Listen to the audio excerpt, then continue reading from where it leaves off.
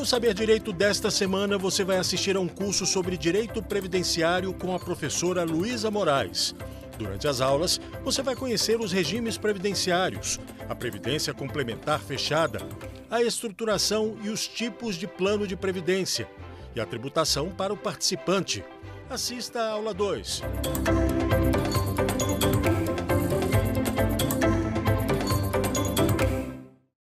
Olá, eu sou a doutora Luísa Moraes, especialista em previdência complementar fechada. E há 20 anos estou no mercado da advocacia trabalhando temas sobre previdência complementar.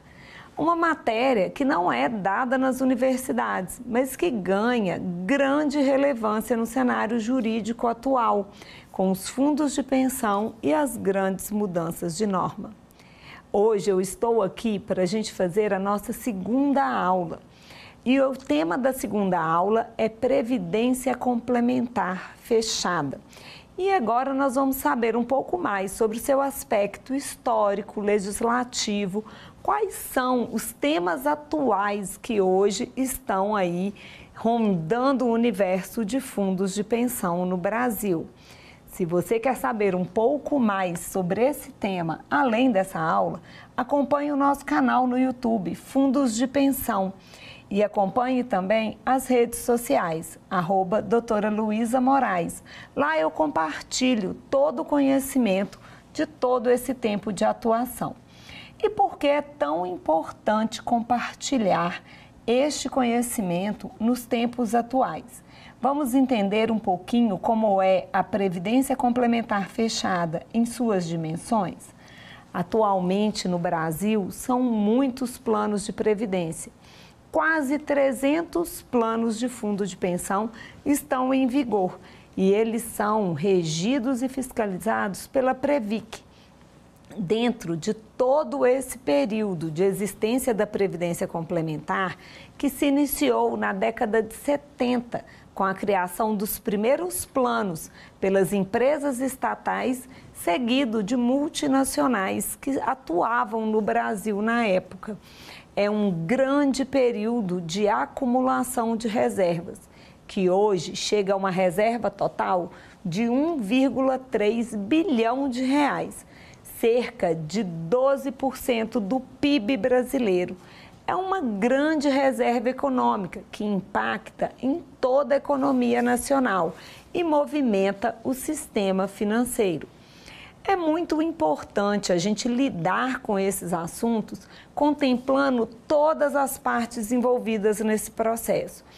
Temos a figura da entidade que administra o plano, a patrocinadora que institui e cria esse plano para os seus colaboradores ou associados, e as pessoas que são os participantes, que é quem é o real detentor dessa reserva e que vai receber os benefícios decorrentes desse período de acumulação.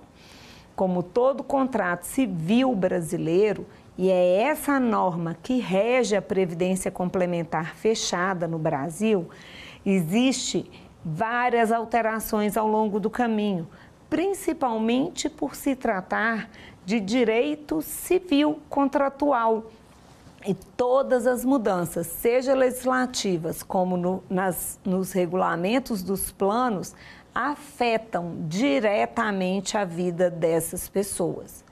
Por se tratar de um grande sistema financeiro, de uma grande reserva de dinheiro que está dentro do sistema financeiro nacional, todas as intervenções são acompanhadas pelo Poder Executivo, Poder Legislativo e orientado pelo Poder Judiciário, bem como pelos órgãos controladores e fiscalizadores.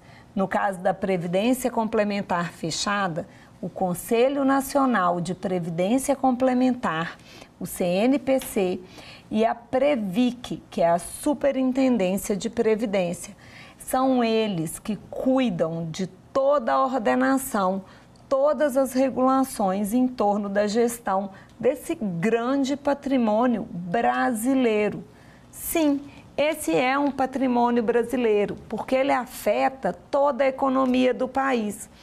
70% de toda essa reserva financeira que foi constituída pelos participantes do plano são investidos em títulos do governo. E isso faz com que o próprio executivo consiga criar políticas internas nacionais. A Previdência Complementar Fechada, ela foi criada em complementação ao sistema de previdência social. Então, ela ganha um cunho de responsabilidade social e parte dos seus valores, as suas reservas, devem ser investidos em obras sociais ou em recursos que fomentem a economia voltada ao cidadão. Mas como fazer isso quando as reservas não estão sendo mais suficientes para garantir o pagamento desses benefícios futuros? Como destinar ainda investimentos a obras como de infraestrutura, que são obras do PAC, que são criadas pelo governo, quando essas reservas não estão sendo capazes de garantir a sua finalidade?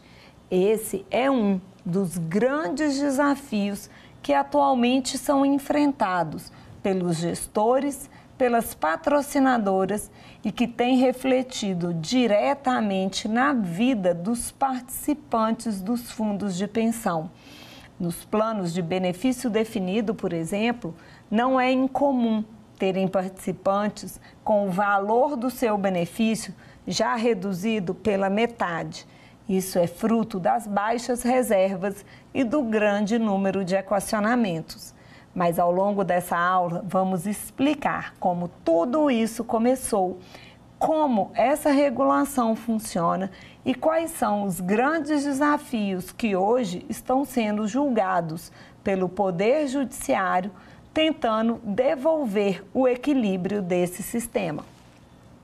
Mesmo no meio de tantos desafios, a Previdência Complementar recebeu, ainda esse ano, recentemente, um incentivo extra e uma campanha para que todas as adesões aconteçam de maneira automática.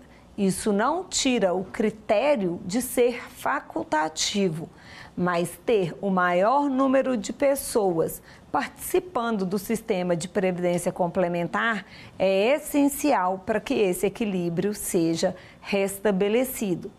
Vamos passar um pouco pela linha histórica e ver como tudo isso começou. Quando foi criado o sistema de previdência complementar no Brasil, ele foi incluído na Constituição Federal, no seu artigo 202, sendo tratado como um regime complementar da Previdência Social. Essa previdência foi criada com dois objetivos: garantir a renda das pessoas que estavam se desvinculando daquelas empresas estatais e formar uma grande reserva de dinheiro para o país, para poder atrair investimentos e poder fomentar a nossa economia. Este mesmo movimento já havia começado no exterior e o modelo brasileiro ele foi inicialmente replicado do modelo americano. E aí começaram as grandes diferenças entre as normas e o modelo atingido. Vamos falar um pouquinho de como que funciona a Previdência Complementar Fechada fora do Brasil, para que a gente possa chegar ao final dessa linha histórica.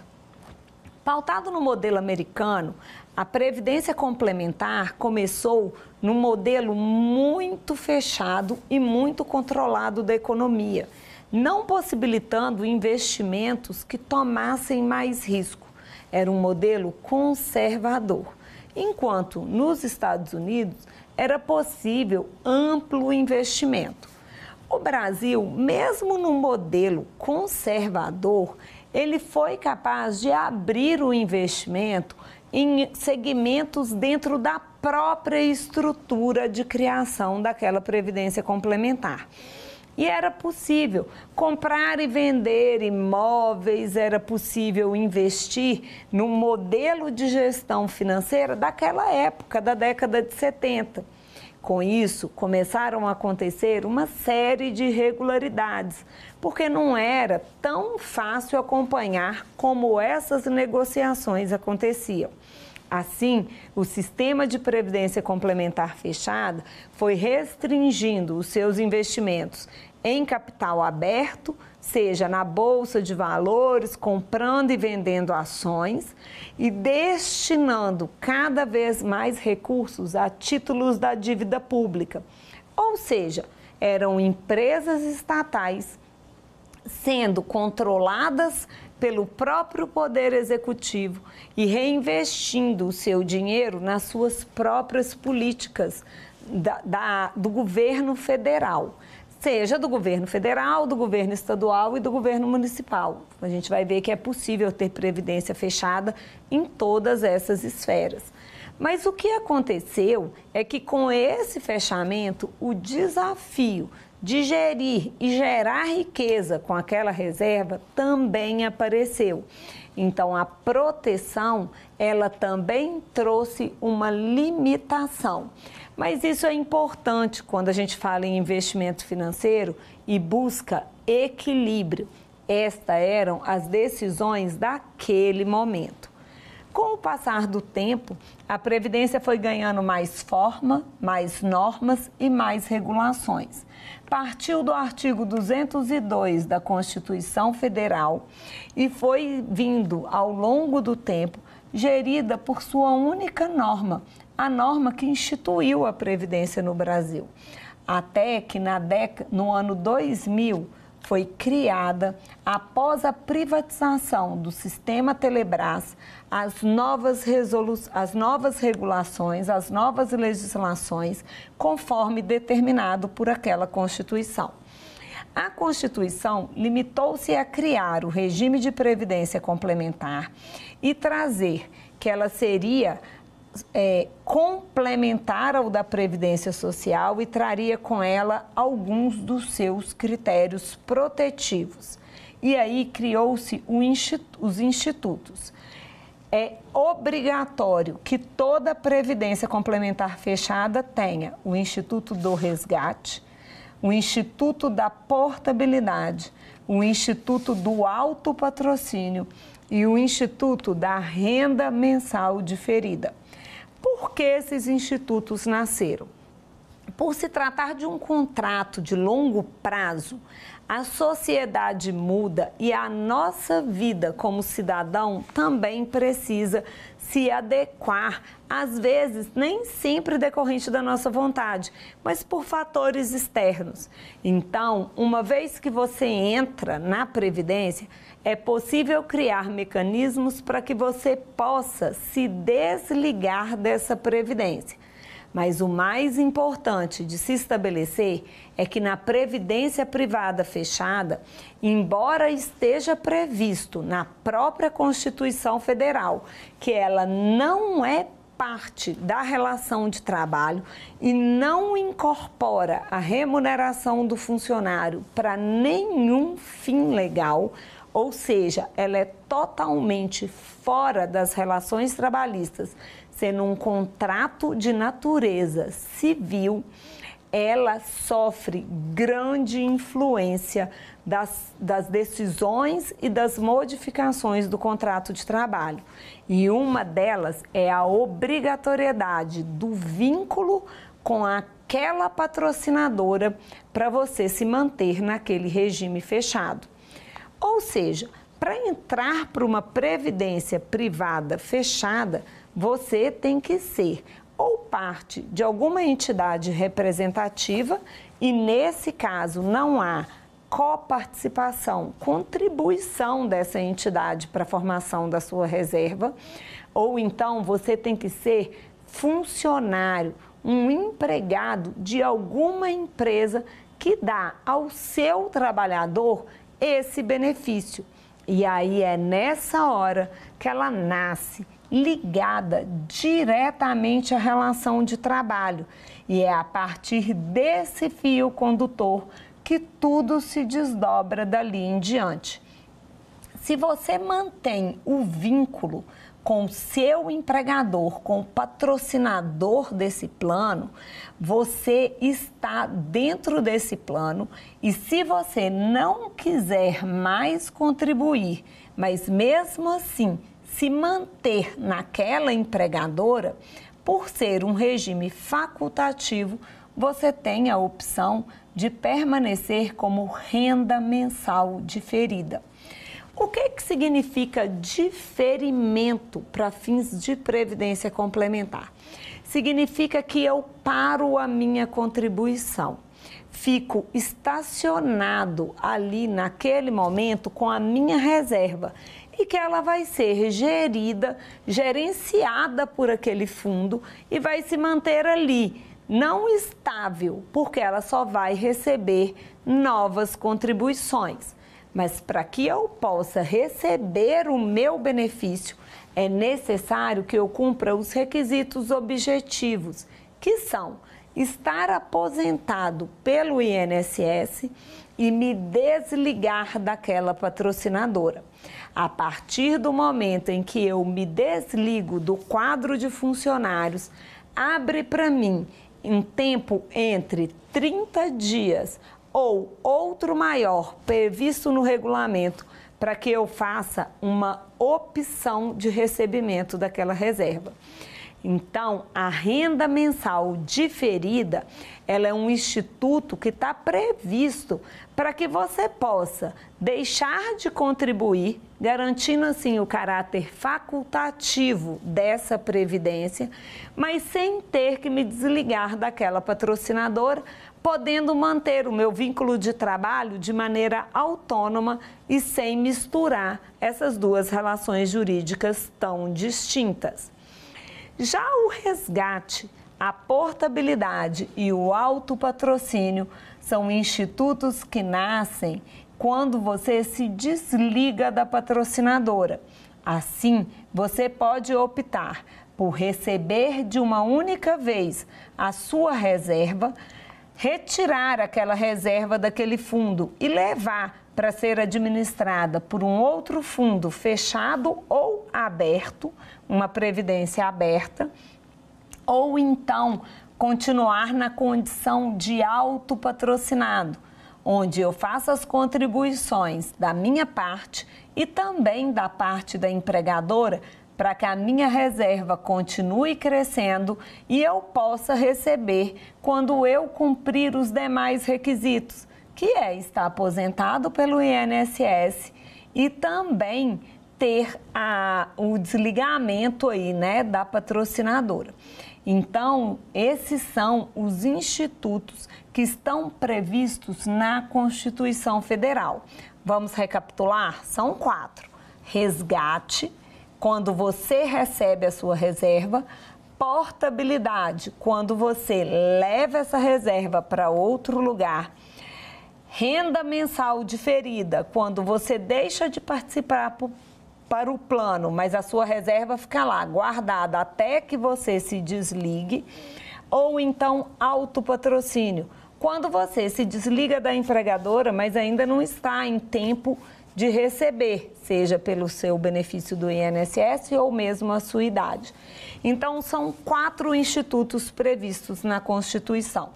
A Constituição também prevê 2 fundamentos muito importantes, que é a conta de participante e a conta da reserva matemática. A conta de participante, ela pode superar a conta de reserva matemática quando estamos diante de um plano deficitário. Então, ela regula qual é o direito mínimo desse participante. Então, ela pode estabelecer que é direito do participante, na portabilidade, no resgate, portar o valor da conta do participante ou da conta de reserva matemática. Vamos fazer essa distinção que é tão importante? A conta do participante é o total das contribuições do participante, mesmo que não haja nenhum retorno financeiro positivo. É uma garantia mínima de que o que ele colocou naquele plano, ele tem o direito de receber de volta, mesmo que não tenha gerado lucros. Já a conta de reserva matemática é formada pela conta do participante, o total da contribuição das patrocinadoras e toda a rentabilidade do fundo, separado ali por uma cota, que é o valor que pertence a cada indivíduo, que é quando a gente fala que a conta de reserva matemática foi individualizada. Mesmo em planos mutualistas, é possível individualizar a reserva. Esses dois conceitos garantem qual é o mínimo a ser recebido por aquela pessoa que participou de um fundo por longos anos e também define critérios para resgate, portabilidade e saldamento desse plano, que é a sua extinção total. Assim, as garantias mínimas de investimento naquele fundo de pensão específico têm uma proteção constitucional que não pode ser desconsiderada pelas legislações que vêm abaixo. Da mesma forma que traz previsões na Constituição, ela também define que será por lei complementar que o fundo de pensão, a Previdência Complementar Fechada, será regulada. Foi aí que no ano de 2000, após a primeira privatização que vivemos no Brasil do sistema Telebrás, foram instituídas as leis complementares 108 e 109. E elas mudam muito tudo que vinha sendo praticado em previdência complementar fechada no Brasil até então. Até 1998, a patrocinadora do plano, ela era responsável por gerir e manter esse fundo de pensão. Na condição de mantenedora, era garantido ao participante que todos os déficits que existissem até aquela data seriam de responsabilidade exclusiva da patrocinadora e que ele não precisaria colocar novos valores caso esse investimento não fosse bem sucedido. Isso se dava principalmente porque também era patrocinadora que fiscalizava o fundo e que elegia quem ia gerir aquele dinheiro. Sua responsabilidade era maior, mas a sua autonomia e as decisões que ela tomava no fundo de pensão também eram exclusivos. Por isso, era esse equilíbrio. Já a partir de 1998, com a criação de um decreto, foi determinado que todos os déficits seriam, a partir de então, coparticipado entre empresa e participantes do fundo e que as empresas não poderiam colocar nos fundos de pensão nenhum valor a mais do que os participantes. No início da criação dos fundos de pensão, era comum a patrocinadora contribuir até 8 vezes a mais do que o participante para esse fundo, para fomentar esse fundo de pensão e mantê-lo equilibrado. Só que como não havia controle desses repasses de valores e as empresas começaram a registrar prejuízos, enquanto os fundos de pensão recebiam aportes milionários, foi feito esse ajuste na legislação para gerar equilíbrio. Essa é a famosa paridade, que significa que todas as duas partes devem contribuir de maneira igual. Esse mesmo decreto também determinou que seria implementado através de lei complementar. E foi aí que a Lei Complementar 108 e 109 vieram com a previsão de coparticipação em déficits e paridade nas suas contribuições. Essa legislação também fez uma distinção entre patrocinadoras públicas e privadas, dando às empresas privadas mais autonomia na participação junto ao fundo de pensão, podendo criar regras diferenciadas em seus regulamentos. Já as empresas públicas ganharam limitações, seja de contribuição, seja de movimentação. E aí os participantes começaram a ter representatividade dentro dos fundos de pensão, através de eleição de seus representantes em conselhos deliberativos e fiscais. Isso não significa que a autonomia saiu das patrocinadoras. Ainda é dela o poder de indicar quem vai ser o presidente. E isso é feito pelo presidente da patrocinadora. Em caso de empate no Conselho Deliberativo e no Conselho Fiscal, é ele que tem o voto de Minerva. Como os conselhos são formados por números iguais de integrantes, ao final, quase sempre ainda é a patrocinadora que toma essa decisão.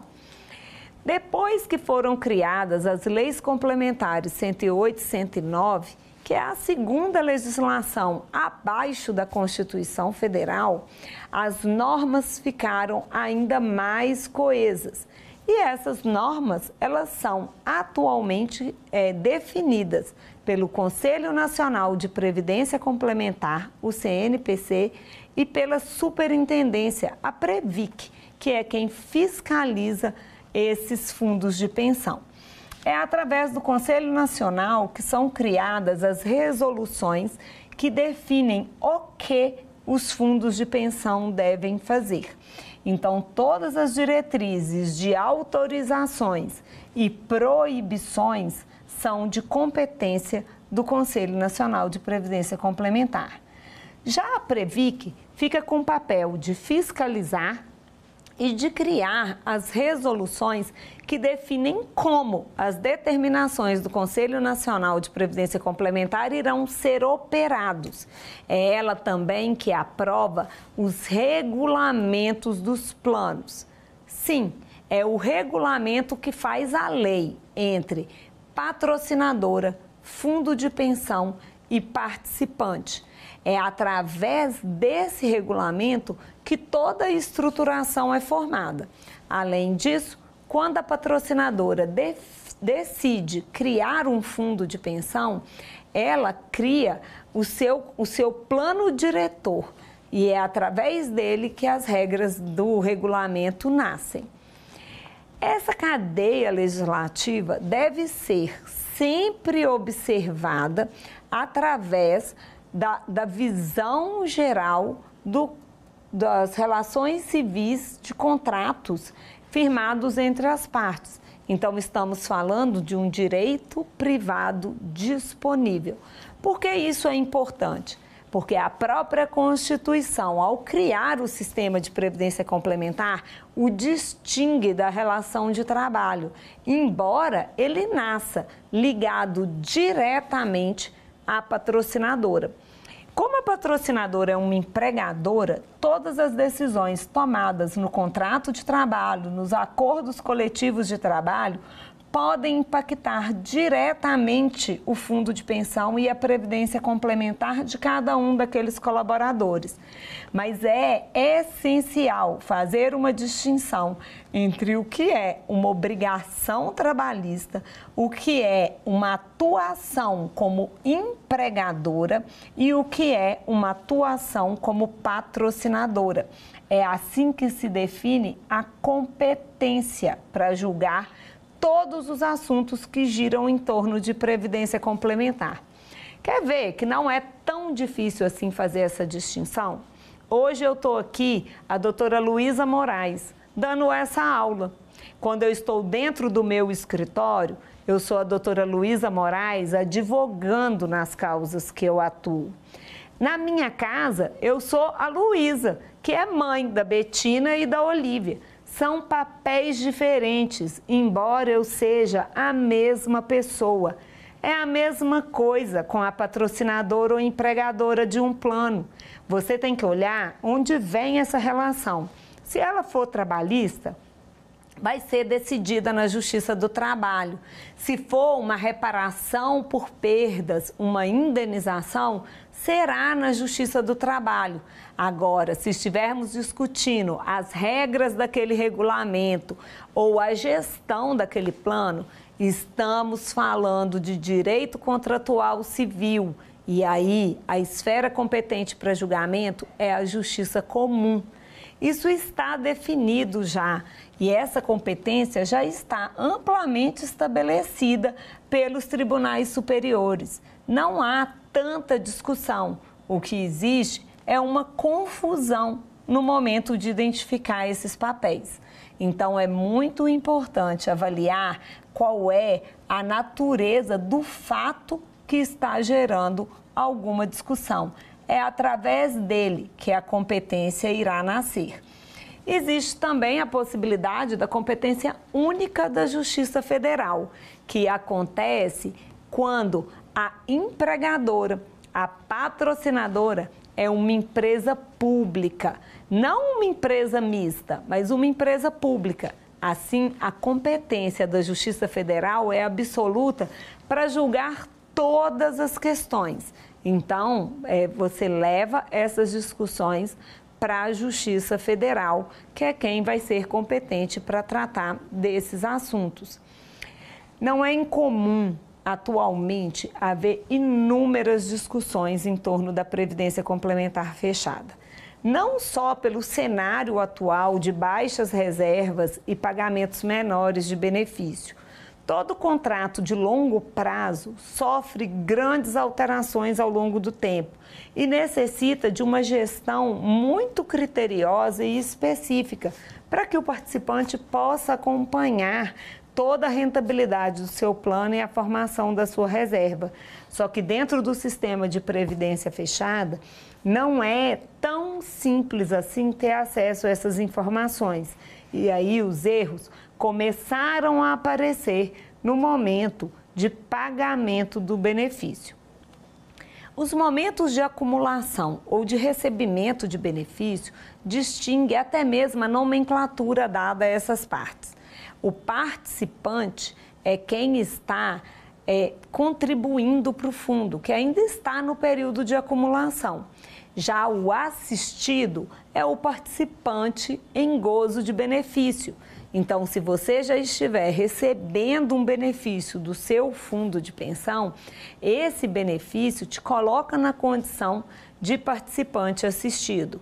E aí é muito importante para aplicar toda essa cadeia legislativa e normativa que foi trazida aqui, você entender como você se localiza no tempo e quais são as opções que ainda estão disponíveis. Para você, assim como eu falei na aula número 1 sobre o INSS, na Previdência Complementar existe também a data de início de benefício, que é a data da DIB, assim como acontece lá na sua carta de concessão do benefício do INSS. Essa data da DIB é a que define a norma e o regulamento que está em vigor para você. Sim, tanto na Constituição Federal como nas leis 108 e 109 está previsto. Você adquire o direito na data em que você cumpre todos os requisitos de elegibilidade do benefício. Calma que eu vou traduzir. Significa que vale para você o regulamento do plano e todas as leis que estiverem em vigor quando você se desligar da empresa, estiver aposentado pelo INSS e fizer a opção por um dos benefícios previstos no seu regulamento. Esses benefícios podem ser os 4 benefícios, os 4 institutos previstos na Constituição Federal, que é o resgate, a portabilidade, a renda mensal diferida ou então o autopatrocínio. Ou, por último, o recebimento do benefício conforme previsto no seu regulamento. No seu regulamento, esses benefícios estão previstos como benefícios ordinários, ou seja, que você receberá conforme estabelecido no regulamento, ou então os benefícios de risco, que também são garantidos aos participantes de fundo de pensão, que são eles auxílio-doença e aposentadoria por invalidez. Uma vez que você faz a opção por um desses benefícios, essa opção é irretratável. Não é possível mais refazer a sua escolha, a não ser em caso de retirada de patrocínio. Se tiver uma retirada de patrocínio, abre novamente essa janela e você poderá fazer resgate, portabilidade, parte de resgate com recebimento de benefício ou receber o seu benefício no novo plano instituído. Mas você também terá um período para fazer essa escolha. E uma vez feita, novamente ela se torna irretratável.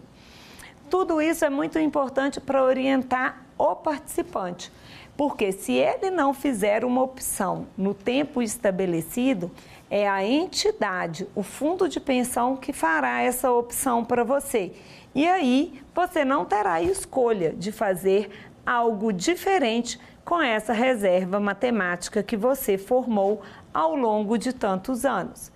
Agora, também existe, no caso dos benefícios concedidos, não sendo a opção de portabilidade e resgate, você pode, seja com a renda mensal diferida, que vai passar a ser recebida quando você se aposentar e se desligar da patrocinadora, seja a renda mensal diferida, ou seja o benefício ordinário, que no caso dos planos de benefício definido são vitalícios e no caso dos planos de contribuição definida e variável podem ou não ser, a longo prazo, significa que na sua falta existe o pecúlio por morte e existe a pensão por morte. Esses dois outros benefícios que estão previstos dependem do cadastro que está feito no fundo de pensão e a nomeação de pessoas habilitadas para poder receber esse benefício. Para os beneficiários, existem os mesmos requisitos do INSS, que pode variar um pouco de regulamento para regulamento, mas recebe como beneficiário o cônjuge, uma proporção do benefício original que foi escolhido pelo participante em vida e recebe também o filho desde que tenha uma determinada idade e esteja cursando a universidade. Por que eu estou dizendo uma determinada idade? Porque isso vai variar de plano para plano. Agora, se você não tem um beneficiário, é muito importante que você deixe cadastrado no seu fundo de pensão um designado. Essa pessoa receberá o seu pecúlio por morte e o residual da sua reserva para que não fique à disposição do fundo de pensão. Não tendo um designado ou um beneficiário eleito pelo participante, o valor é revertido para a reserva do fundo e garantirá o compromisso dos outros participantes. Essa reserva matemática é um patrimônio financeiro constituído pelo participante. Ele, por termos da lei, é o único que pode se beneficiar do uso daquele dinheiro. E dinheiro no Brasil tem número, tem registro, deve ser declarado para a Receita Federal. Toda essa reserva, na cota parte de cada um desses participantes, lhe pertence por direito. E é importante você conhecer essas regras para que a sua reserva financeira seja transferida, mesmo em caso do seu falecimento.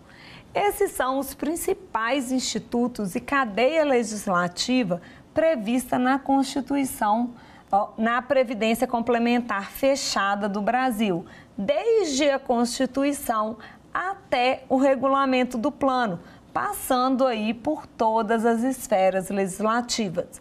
Quem faz toda essa fiscalização é a Previc, e é esse órgão que autoriza as mudanças que acontecem nos regulamentos dos planos e nessas normatizações, junto com o Conselho Nacional de Previdência Complementar.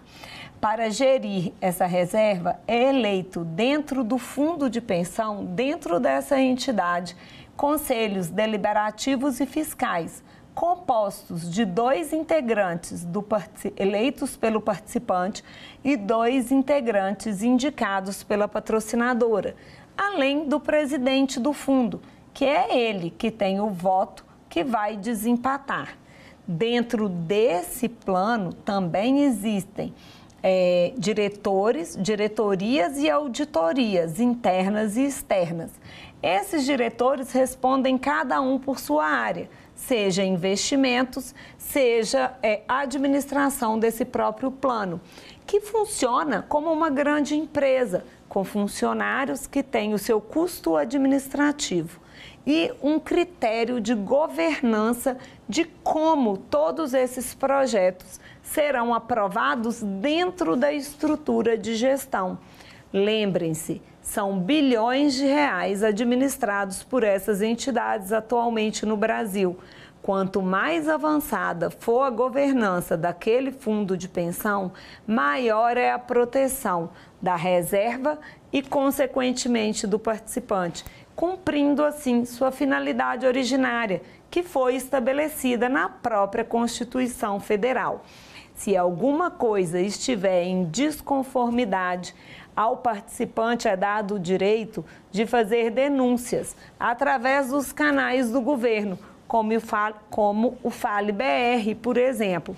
Através desses canais, o participante pode denunciar má gestão, má utilização das reservas financeiras ou ausência de informações que deve ser tratada com a máxima transparência.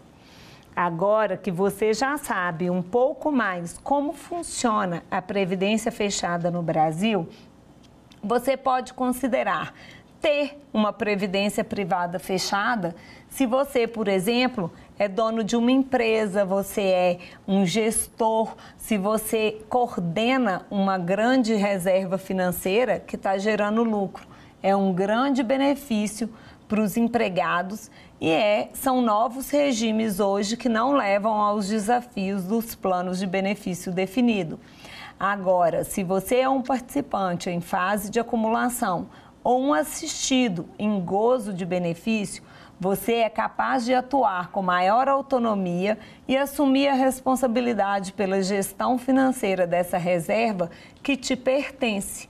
Se você é advogado e não sabia desse ramo do direito, agora você já tem um norte e já sabe por onde pode começar as suas pesquisas e os seus estudos para poder auxiliar na assistência de inúmeros brasileiros que hoje enfrentam dificuldades sem ter como ser devidamente representados perante o judiciário. Os desafios do judiciário nas decisões em torno da previdência complementar ganham grande complexidade para garantir que as três partes desse processo estejam em equilíbrio, sem fazer com que se rompa todo esse sistema. Os grandes déficits existentes hoje no plano de benefício definido são, sem dúvida nenhuma, o maior desafio. Também já existe muito tema vinculante e muita jurisprudência já foi construída ao longo desse caminho. Eu tenho orgulho de fazer parte da construção de muitas delas, tendo representado mais de 10 mil brasileiros nesse tema perante o judiciário. O mais importante é garantir que as reservas financeiras dos fundos de pensão estejam sempre com reposição diante de um julgamento no Poder Judiciário, porque o fundo pertence ao participante e é essencial que as reservas sejam recompostas para garantir essa estabilidade, mesmo em caso de direitos reconhecidos no Judiciário.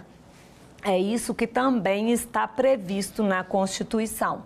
Não poderá haver aumento, majoração ou recálculo de benefícios de previdência complementar sem que haja um custeio prévio para garantir toda a estabilidade desse grande sistema que movimenta boa parte da economia nacional. Julgar coisas tão complicadas que envolvem escândalos de corrupção, desvios de dinheiro, entre gestão adequada, investimentos ou não desse fundo de pensão, tem sido um dos principais desafios enfrentados atualmente pelo Judiciário no Brasil. Mas muitos outros já estão definidos e à disposição dos participantes para que eles possam recuperar perdas, às vezes até naturais, de um fundo de pensão. Os contratos de longas datas sempre trazem complexidade. Quando envolvem grandes cifras de dinheiro, essa complexidade aumenta um pouco mais. Os desafios estão sendo enfrentados e esse sistema é nutrido e validado todos os dias. Você que acompanhou essa aula de perto, vamos ver se todo esse ensinamento ficou consolidado em você? Vamos checar isso através do nosso quiz? Do Sistema de Previdência Complementar brasileiro fazem parte as entidades fechadas de previdência complementar que são: fundos de pensão para funcionários de uma empresa ou grupo de empresas. B. Garantidoras do plano de vida gerador de benefício livre. C. Exclusivas para trabalhadores de empresas de capital nacional. Ou D. Planos estruturados como Fundo Gerador de Benefício Livre, o PGBL. E aí, conseguiu responder? Vamos conferir? Letra A. Fundos de pensão para funcionários de uma empresa ou grupos de empresa. Por serem entidades fechadas, é necessário que se defina um grupo específico para que possa ingressar nesse regime no Brasil. Vamos para a nossa próxima questão.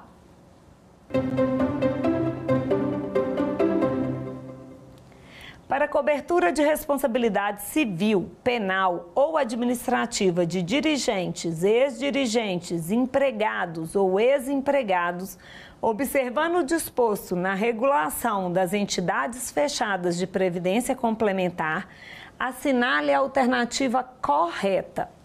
A. Poderá ser assegurado pelo Conselho Deliberativo, inclusive por meio de contratação de seguro, o custeio da defesa de dirigentes, ex-dirigentes, empregados e ex-empregados das entidades fechadas de previdência complementar em processos administrativos e judiciais decorrentes de ato regular de gestão. B. Poderá ser contratado seguro para cobertura de responsabilidade penal ou administrativa de dirigentes, ex-dirigentes, empregados e ex-empregados de entidades fechadas de previdência complementar, desde que o prêmio implique apenas ônus financeiros direto para os planos de benefício por ela operado. C. É permitida a contratação de seguro para cobertura de responsabilidade administrativa para ex-dirigentes e ex-empregados de entidades fechadas de previdência complementar, desde que decorrentes de ato regular de gestão. D. É proibida a contratação de seguro para cobertura de prejuízo e de gastos com a defesa decorrentes de atos de gestão de dirigentes e ex-dirigentes de entidades fechadas de previdência complementar, originados de responsabilidade civil, penal ou administrativa. Vamos conferir a resposta? A. Poderá ser assegurado pelo Conselho Deliberativo, inclusive por meio de contratação de seguro, o custeio de defesas. É possível transferir o custeio, mas não a responsabilidade. No caso das entidades fechadas de previdência complementar, seus dirigentes respondem pessoalmente, inclusive com patrimônio próprio sobre os atos praticados naquela gestão. Vamos para a nossa próxima pergunta.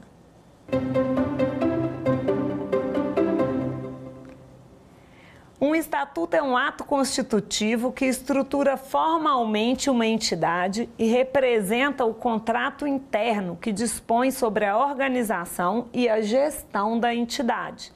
Com base nessa informação, é correto afirmar que o estatuto de uma entidade fechada de previdência complementar deve prever: a. Os preceitos éticos e morais esperados dos membros dos órgãos estatutários. B.